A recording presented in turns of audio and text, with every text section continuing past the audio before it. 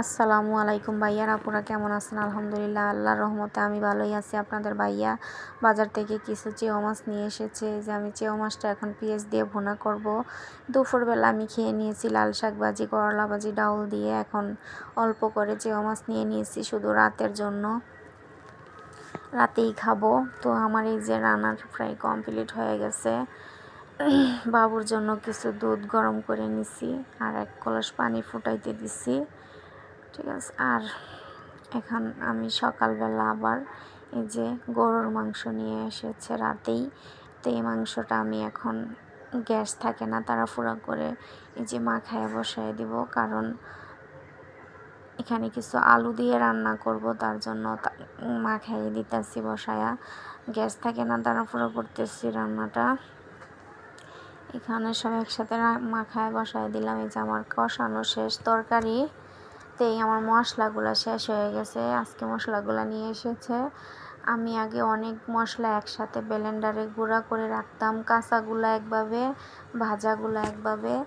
তো এখন আর আমি এত মশলা একসাথে এগুলো করে রাখি না, কারণ দেখা যায় কি গ্যারানটা নষ্ট হয়ে যায়। এই কারণে এখন আমি অল্প অল্প করেই মশলা গুঁড়া করে ব্যবহার করি। আর কিছু মশলা আমি কাঁচা বেটে তরকারিতে ব্যবহার করি, কিছু কাঁচা জিরা রাখা দিই। আর এখানে মশলাগুলো শিলপাটায় বেটে আমি তরকারিতে ব্যবহার করি। আর আমার রান্না প্রায় কমপ্লিট হয়ে গেলে তখন আমি ভাজা জিরাটা দিয়ে দিই, দিয়ে তারপরে অল্প কিছুক্ষণ রেখে তারপরে তরকারিটা নামিয়ে নিই। এই যে আমার তরকারিটা নামানো শেষ, রান্না করা শেষ প্রায়। তো আমি কিছু কাপড় ভিজাইছি। এখন আমি এই যে জগ গ্লাসগুলো ধুইয়া বুড়ায় নিব, কারণ আমি আজকে ডাক্তারের কাছে যাব। বাবুর একটা সুই আছে। তো আব্বু বলছে আমি বাজার থেকে আসি তারপরে যাইও। ততক্ষণে আমি একটু তাড়াহুড়া করে কাজকামগুলো শেষ করে নিই। শেষ করে তারপরে আমি করব, যাব ডাক্তারের কাছে। তো আমার ছাদ বাগানে কিছু গাছও আনছি, একটা জবা ফুল গাছ, একটা বেলি ফুল গাছ, করলার বিচি, ভেন্ডির বিচি, তারপরে লাল শাকের বিচি, এগুলো সেদিন নিয়ে এসেছি।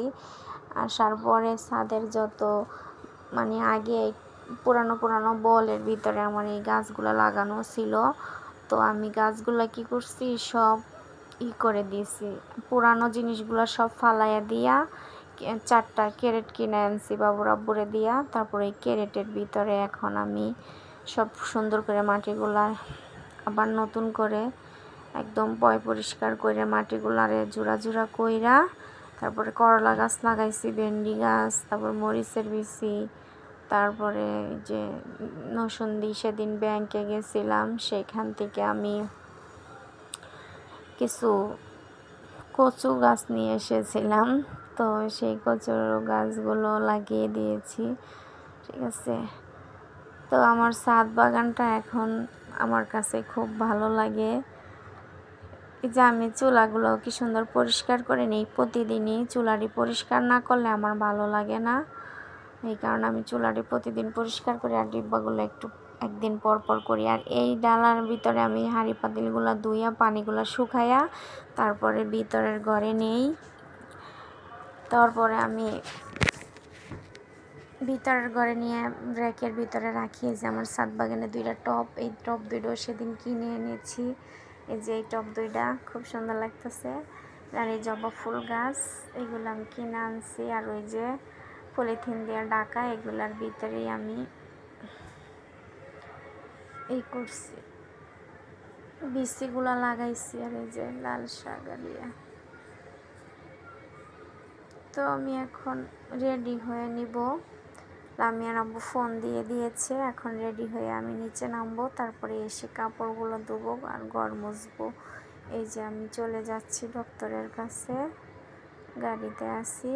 তো এই যে আসার সময় আবার আমি কিছু জাম্বুরা আর কিছু আমরা নিয়ে এসেছি। তারপরে এসে ঘর মুছছি, কাপড় ধুয়েছি, গোসল করছি, খাওয়া দাওয়া করছি, রেস্টে ছিলাম। এই যে আদা রসুনগুলো ব্লেন্ডার করে নিয়েছে।